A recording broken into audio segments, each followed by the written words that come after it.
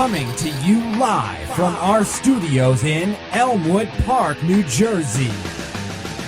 This is Landscape Live, featuring some of the biggest names in the green industry.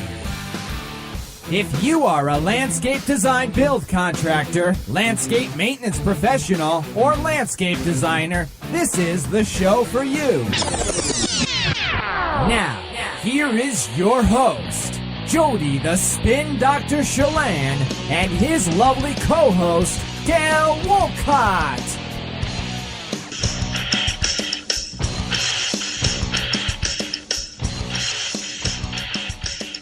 Good evening, everybody. This is Jody Chelan and Gail Wolcott. And we want to thank you for joining us with another episode of Landscape Live. Tonight, our special guest is Dave Marciniak of Describe It, and the title of the show is Rules of Engagement. Things that we're going to discuss this evening are including what a sales cycle is and why it is important to keep it short, some excellent do's and don'ts when it comes to your overall sales process, and lastly, what a reasonable time frame is for getting back to clients with a design or proposal, which is a question I get asked so many times. How long should we spend with a client? How long should we wait till we get back to them? So we're going to talk about all those things and much more. All right, Gail, what's going on from designtobuild.com? What's our poll this week? Our poll this week is, how long is your typical work year? And the majority of you, 26%, work 52 weeks a year. 23% work 40 weeks, 19% work 32 weeks, 13% work 48, and 10% each work 36 and 44 weeks a year. Interesting. And we'll assume the 52 weeks that you guys do take a vacation or a break here and there. So interesting to see, just with the different areas that people work in different parts of the country, how many years they have, or how many months, weeks they have to get business done. So, interesting poll. We're going to change it up next week. I have actually a series of questions I'm going to start asking. Ooh! But you'll have to wait till Sunday. Yes. All right. Let's tell you a little bit about Dave. Dave Marciniak puts his landscape industry experience to work for his clients at Describe It, a powerful web-based sales tool. Wow, that was rough. For the landscape industry. Dave got his start working for his older brother's company at 16 and has been hooked on the landscape business ever since. After working for firms in New England, Ohio, California, and Arizona, Dave ended up back on the East Coast in the D.C. metro area. After 6 years as an independent landscape designer and consultant, Dave met the founders of Describe It, and the rest is now history. Dave's current role as senior sales manager includes not just selling software, but talking to businesses or business owners about their sales process, working on a Describe It blog, and running educational programs like webinars and workshops. Dave lives in the small rural town of Culpeper, VA, Virginia, with his wife, and will eventually, hopefully, get their 108-year-old house completely renovated. That's a life experience there. Yeah. All right, Gail, let's bring Dave on and talk about the sales cycle. You ever see The Wall? The Wall? Pink Floyd's The Wall. It sounds like The Wall. Yeah. Hello. Hey, Dave, it's Jody and Gail from Landscape Live. How are you today? I'm good. How are you guys? Good. Just reading through your bio. You have a 108-year house that you're going to renovate? Slowly working on it. We're getting there. Well, good luck with that. I mean, you'll have a good time. You're young still. Yeah, it was one of those things we thought, we'll buy an old house. It'll be nice. It'll have character, and we're stupid. But you learn. What do you mean we have to jack it up off the foundation? Yeah. Yep, exactly. It'll be fun. Well, thank you for joining us. And, like we discussed earlier, we're going to talk about the sales cycle and ways to shorten it and, help the contractors or listeners how to make the sales faster. So the first question is just, how would you define, a sales cycle? What is it? Yeah, I mean, I kind of look at the sales cycle as it starts the moment the prospect makes contact with you. And so that can be if they email you, if they reach out to you via phone, if it's a referral made, and then that's kind of going through. Then it's up to you to go ahead and qualify that lead. And that can be, in a lot of cases, in-person conversations or phone conversations. Then you go ahead and set the appointment, go out there, do the initial consultation, and then in the design-build context, that can be getting the information that you need to go ahead and then prepare the design, the proposal, whatever the flow is that your company does, then come back and actually do the final presentation. And then at that point, it goes to negotiation. Obviously, we love it when we can close the sale on the very first presentation call, but that doesn't always happen. So in a lot of cases, you've got some objections to address, can kind of work through that. And then once you close that sale, you're out of the sales cycle and you're into production, which is a great place to be. Mm-hmm. You mentioned one word, qualify the client. If you could talk about what that is and why that's so important as well. Yeah, I mean, qualifying that lead is huge because at the end of the day, just because your phone is ringing and somebody is interested in having you do the work doesn't necessarily mean that they're a good fit for you. It may be an issue that maybe their time frame is a little bit too compressed for what you're able to do at that moment. In springtime, a lot of times we'll say, when are you looking to get this work done? Because we may be, as a company, you may be 4, 6, 8 weeks out, and that person may think that if they're calling you the week before Mother's Day, that they're going to have a new garden for Mother's Day. And that's not happening. There's also just the expectation as far as the pricing and the quality and what it is that your company puts out, and is that something that the customer is actually interested in, willing to pay for. So I know some companies where I used to work, they would actually, the receptionist would just ask straight up, we have a minimum budget number, it's this amount, is your budget more than that? I think in some cases that can be a little bit too abrupt, especially when you're dealing with certain design build customers, but you can just even conversationally kind of talk around the idea of what is it you're looking to do, what are you thinking, how many other companies have you called, what are your thought processes on this, and it gives you an idea of whether or not that's a serious person that's really looking to play ball, or if there's somebody that's just either chasing the lowest price or even just out there just kind of shopping for ideas that they may execute at a later date. Mm-hmm. Seems like you and I have had the same life experience here. Yeah. Yeah, I mean, where I live is, I'm about 60 miles outside of D.C., and I was servicing the D.C. metro area, so I learned really quickly that I was burning a lot of gas if I didn't qualify my leads. Right, and I don't think a lot of contractors realize, of course we all want to get the work, we never want to say no, but there are times where it really isn't a good fit, and it's worth, the 10-minute conversation to save you, the 2.5 hour first meeting, because to find out that, that they don't fit your business or you don't fit them. So I agree 100% to drill down a little bit and get that kind of information. And, talking about budget numbers early on, that's always a tough one because you could scare away good customers as much as bad customers. So that's always tricky. Yeah, to a certain extent. So I was working as an independent designer. So if I wasn't getting paid for the design, I'm not eating, I'm not paying my mortgage, any of that. Mm-hmm. So what I learned early on was I had to be very, very specific and say, look, I'm going to come out, I'm going to meet with you, we're going to take a walk around, see what's working, what's not, and then talk about it. And then this is the point at which I start charging, and this is how my fee structure works.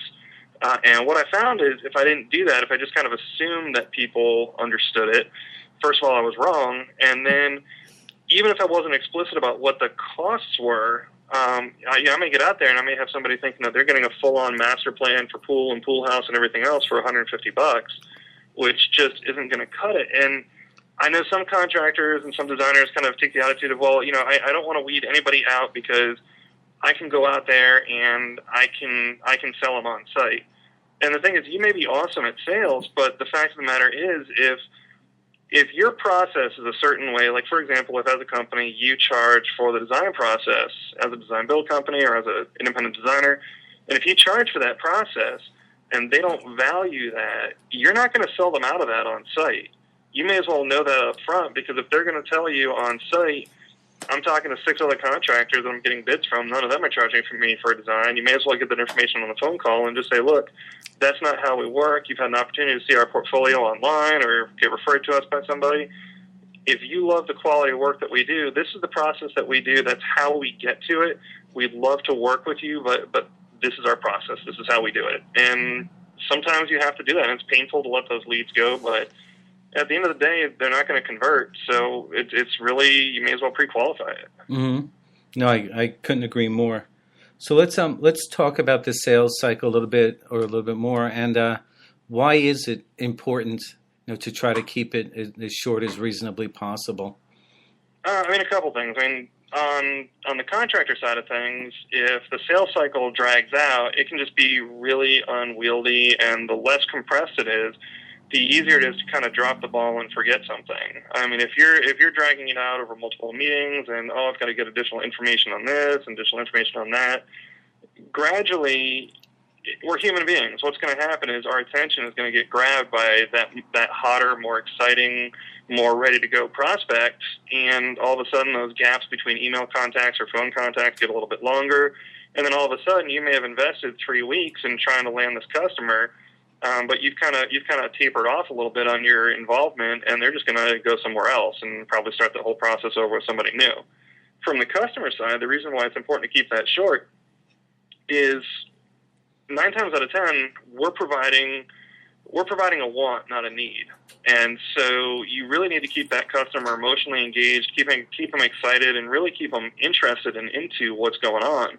And the longer that process takes, the more they've got the risk of just wandering off and kind of going, well, I've got $15,000 set aside for this, and we kind of like to have a patio outside, but shoot, for $15,000 we could have a nice vacation down in the Caymans, and I've always wanted to go scuba diving, and all of a sudden it's gone. So you really want to keep that momentum going and keep that energy going strong, so that you're staying excited and your customer's staying excited, and that's going to lead to a more likely close.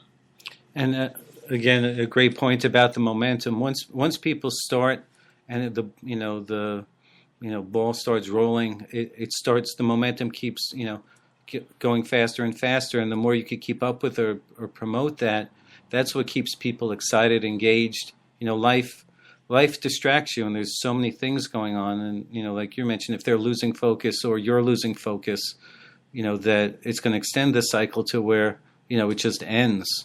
And you brought up really great points. Maybe they'll go on vacation, use that money for something else. So I don't think contractors realize that it's as important that they stay up and motivated about the project, sometimes even more so than the clients are, because they could lose sight, but you're getting them jazzed up about it. You're keeping them excited about it and bringing them back instead of kind of letting them slow things down. You have to make sure that you keep things moving. Yeah, what I found was important for me is really keeping things on a schedule and making sure that I always had a follow-up schedule and knowing when things are going, because you have to remember that, especially in springtime, during that spring rush, in this industry, it's almost like as a contractor or designer, you're in a time machine.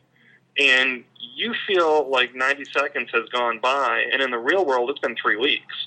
Right. And you've got this customer screaming at you like, I want this proposal, where is it? And you're thinking, what is their and you look at the calendar and you realize, holy crap, last time I talked to this person was 3 weeks ago. No wonder they're angry. Okay, I'm not sleeping tonight. I'm getting this done. And if you plan for that in advance, if you look at your calendar every day and block it out and say, okay, this is who I need to follow up with, this is what I need to do, this is how I need to line things out, that's how things don't get dropped. This past summer, I'm an artist by nature, so I'm as guilty as anybody else. Sure. I just sort of do things, and they kind of happen, and I realized that wasn't working, so I spent a good chunk of money to actually have a German guy named Gerhard come out and spend 3 days at my house teaching me how to be efficient and productive. And I'm telling you, it's something like that is totally worth it. If you feel like follow-up or that kind of thing is not your strong suit, doing something like that is just awesome. It's made such a huge difference. Gerhardt's obviously German. So yeah, he gets the joke too. Yeah. Dave, what are some of the ways that we can shorten the cycle? I think one of the best ways to shorten it is, I think, and doesn't really go to the sales cycle end of it so much, but I think with our marketing, what you have for your marketing, everything that you do that kind of positions and reinforces what your company does sets that expectation up from the start. So the more information that customer has going into their interaction with you, the more they're going to understand the process and what you're about, and the less that you're going to have to sell it. After the customer contact, you can take steps that are also going to go ahead and reinforce that. What I used to do is a customer would contact me. I'd chat with them on the phone about what their design requirements were and what they were trying to do, and I would say, okay, before our first meeting, I'm going to go ahead and send you an ebook that talks about the design process and how to get the most from the design process. Do me a favor, take a look at this, and you'll have a better understanding of what's going on for our first meeting. And, it was just 6 pages PDF. Essentially, all I did was type out essentially what my spiel was on what the design process entails and how we worked. And it was great because customers would read it, and they would come to that first meeting prepared, understanding what kind of information I was looking for, how they could be helpful, how they could be useful. And it also kind of establishes you as a professional because you are giving them tools that help them be really, really effective at working with you. And so that definitely shortens things. And, beyond that, it's just really staying on top of it. If there's additional questions, figuring out how you can answer those questions as quickly as possible. And then when you present to them, the more detail that you can give them, the better. That's because at the end of the day, the customer is going to look at things and they may say, okay, I have no idea what the heck a Hinoki Cypress is and why I should care.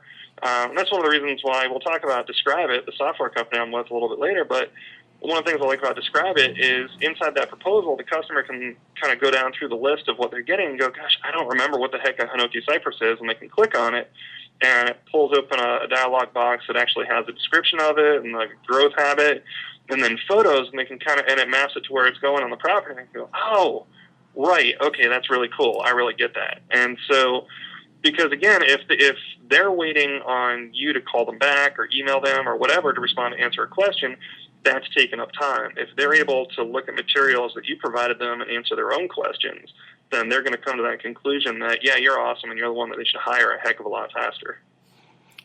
I think, and I'm just jotting notes down, I think that's a great, concept as far as doing the ebook, letting them know what the process is about. They may have watched television, they may have spoken to friends, but they really don't understand it. And so it does make it, they're mentally prepared to meet with you. And also, I think what's of value is that if they're meeting with other contractors, they have this well-defined, laid-out process, and these guys come along and just aren't following that. It almost makes them look bad because they can't be professional. They're not following the process. Dave sent me what it is, and these guys are, I'll write you an estimate. It's about $25,000, or, whatever it is. And, they realize, well, they don't like that. And, they'd much rather go with something that was well thought out and organized. So, Very true. Yeah, no, that's a great idea. One other thing, just to talk about the sales process. I know, I have 2 goals. Like my first meeting, the goal is to get them to pay for a design or give a design fee. And like you, it's if they don't, then our relationship, is stalled until they give a deposit towards the design, or it ends right there, or maybe they call me back. And then the second meeting, if they do agree to the design, I put a plan together, then meet with them to try to sell the construction. So I try to keep it, to 2 meetings if possible. And, I used to do 3, but, I'm in a rush these days. So, yeah. So sometimes it's better with the momentum and everything that we were talking about. What are some, I guess, as far as, the sales process, what are some do's and don'ts, as much as we want to keep it tight, we don't want to keep it so tight that we're not really, helping the customer out. We're not really doing the right thing for them. We're giving up quality for speed. So what are some things you suggest they shouldn't do and some things that contractors should do?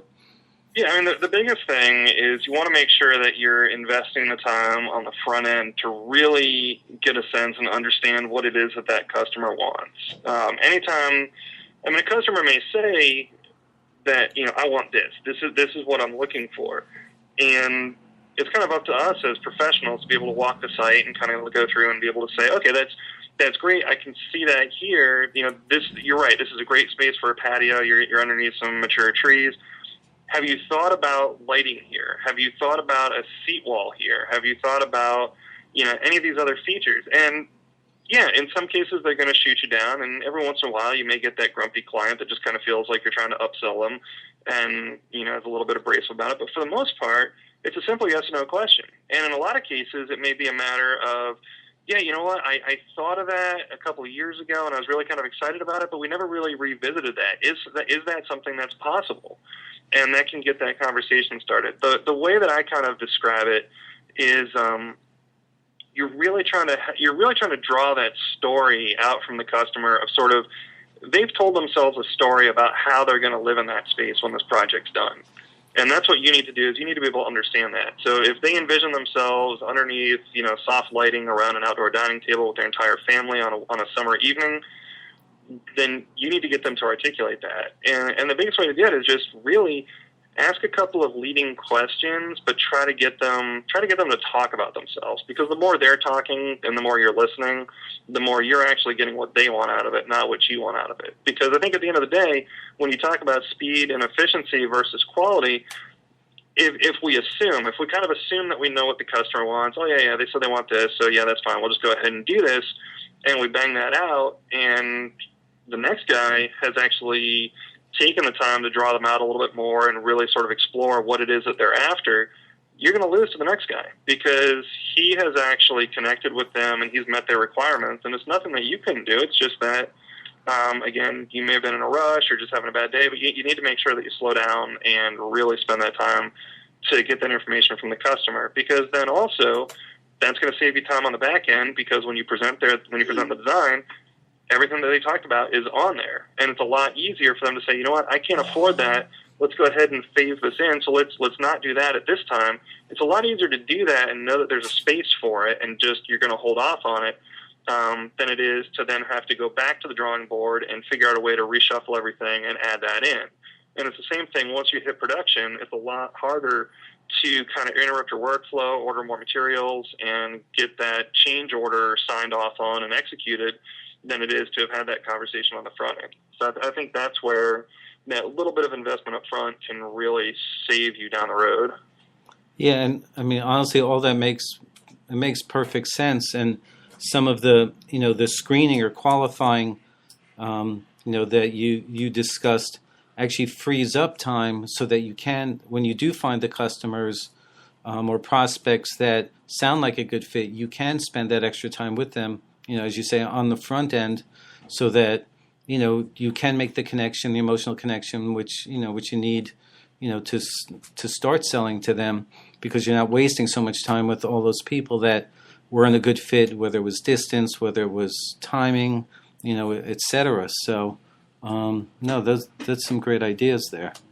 There was one other thing. I had an epiphany as you're talking. Describe it, like the name of the company, why Ryan came up with it, because you just said it. Well, can you describe it? And I was like, oh, that's where they came up with the name, or at least I hope so. Oh yeah, no, I mean that to me is the beauty and the brilliance of it. Is I have said over and over again that our job as designers is to remove uncertainty from the equation. Okay. At the end of the day, if that customer is going to go with another contractor, or if they're going to decide not to do the project, it's because they are fearful that they're not going to get the result from you that they want. And so anything that you can do to eliminate that fear, eliminate that uncertainty, is going to make it a heck of a lot more likely that they're going to hire you to do the job. No, absolutely.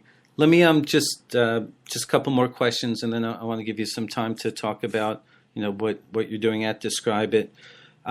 People often ask about calling customers back. Sometimes they're afraid to do that. Like, let's say they've met with them or gave them a proposal. The two big questions I get are, should they call them back? How soon? How often? And then also, as far as some of the follow-up goes, You lost it. I lost it. Yeah, I was trying to. Let's just stick with the first question. So, how long before somebody should call back? I think a lot of that kind of depends on. At the end of the day, there's some personal style that goes into the sales process, and I think a lot of us that went into the design side of things, could be considered much more sales farmers than sales hunters. I mean, sort of the folks where rather than trying to just nail that customer with a hard presumptive close or something right there on the spot, we'd rather kind of plant that seed and let them come to us with it. But that said, if you don't ask, you're never going to get. Sort of my rule of thumb is if we do a presentation and I don't hear back in a couple days, to go ahead and follow up with them and just say, hey, wanted to follow up, see if you had any questions, any concerns. And then after that, what I would say is maybe follow up at the 1 week mark, follow up at the 2 week mark. And then after that, at that point, it may just be a matter of they just go on your mailing list, to maybe you ping them with your email newsletter, or you ping them with an actual physical note card or something like that. Hey, thanks for the opportunity. Just something to kind of keep you top of mind. One of the things that Describe It does that I think is really neat for the follow-up is if you go on the dashboard as the designer or contractor or salesperson, it's actually going to tell you that when your proposal was delivered, when your proposal was opened, how long the customer spent viewing it, when the last time was that they viewed it.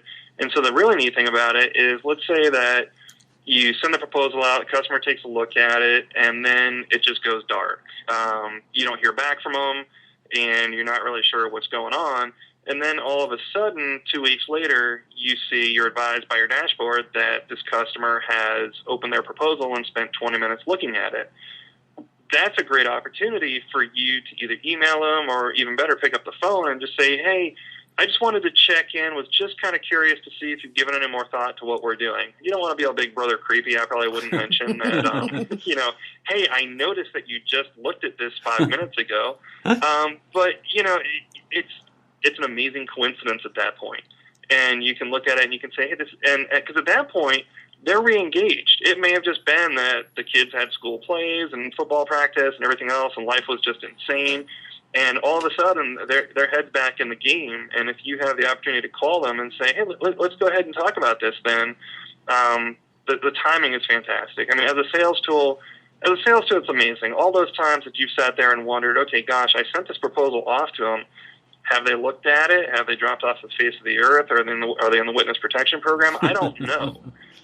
This gives you an opportunity where you can actually see what's going on and connect with them at that moment when they are most interested in talking to you. Mm-hmm. And that's awesome, because if they just do that at home, if they just look through their paper contract, you would have no idea whatsoever that they're, as you said, we're re-engaging. Exactly.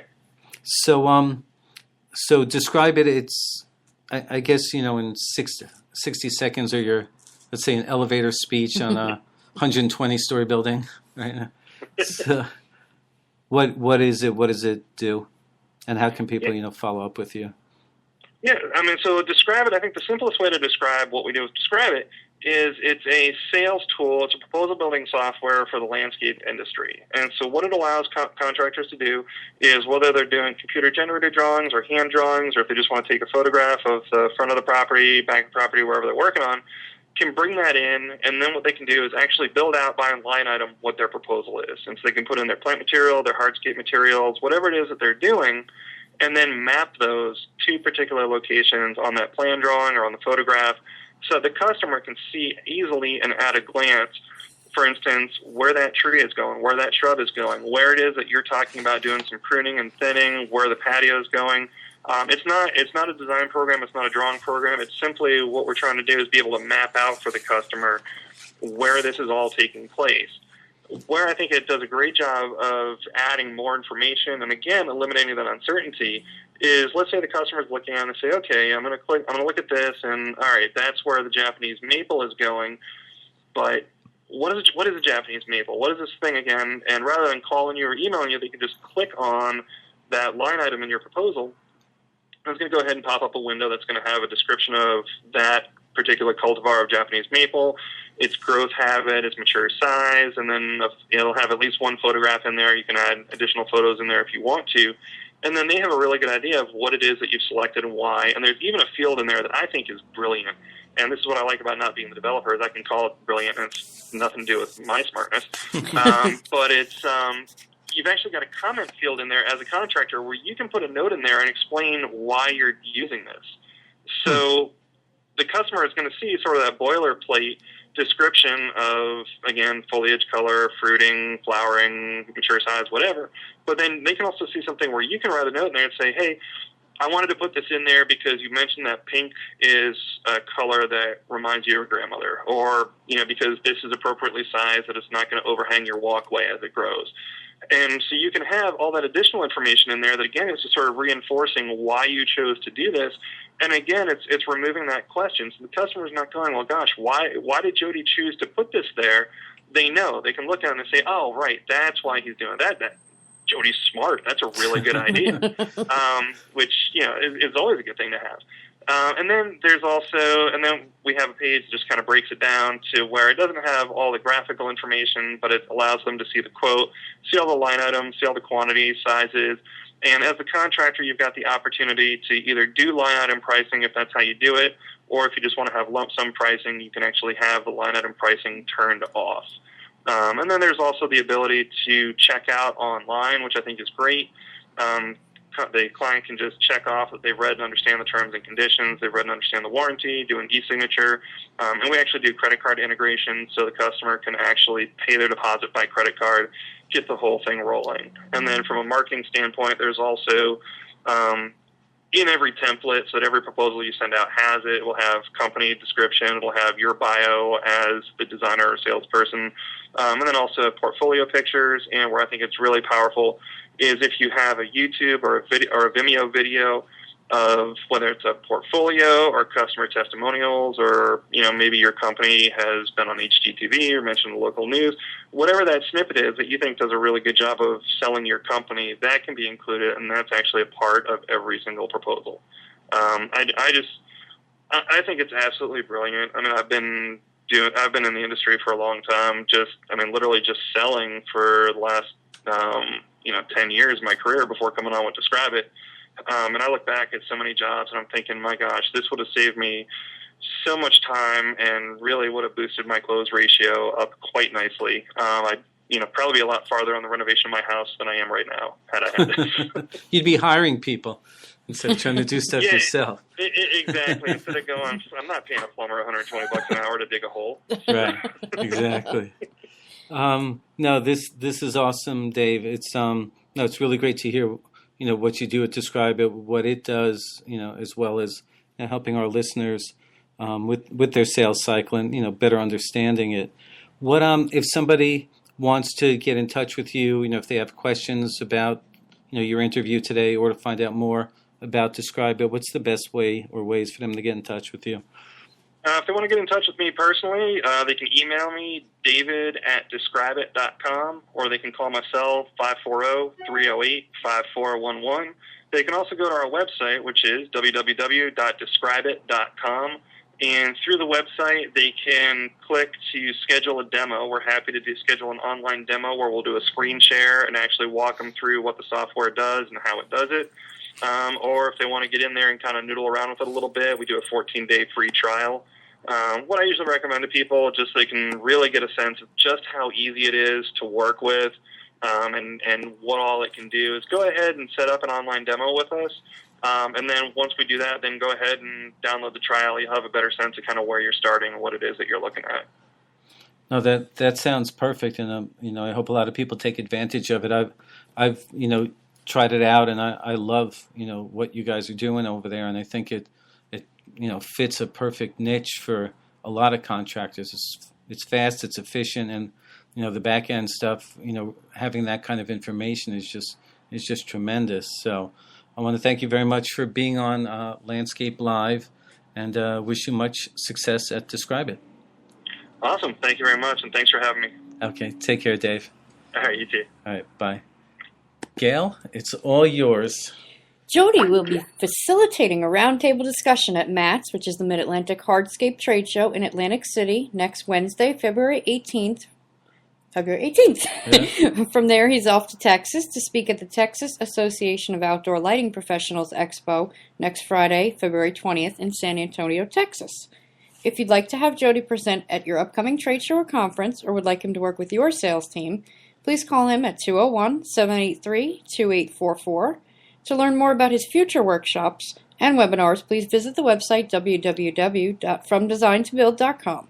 While you're there, sign up for his free weekly trade secrets, or better yet, become a member today. For radio show sponsorship and advertising, visit www.landscapelive.net for more info. Well done, Gail. Why, thank you. I switched some things on you. You did. I know. All right, everyone. Thank you very much for joining us this evening, and we look forward to you listening next Wednesday at 7 p.m. Landscape Live is presented in partnership with Landscape Management, which shares new ideas to inspire and empower lawn care, landscape maintenance, design, build, and irrigation professionals to run more efficient, profitable businesses. You've been listening to Landscape Live, a radio show dedicated to professional designers and landscape contractors. Join us every week at 7 p.m. Eastern Standard Time and listen to interviews with the top professionals in the green industry. We'll see you next week on Landscape Live.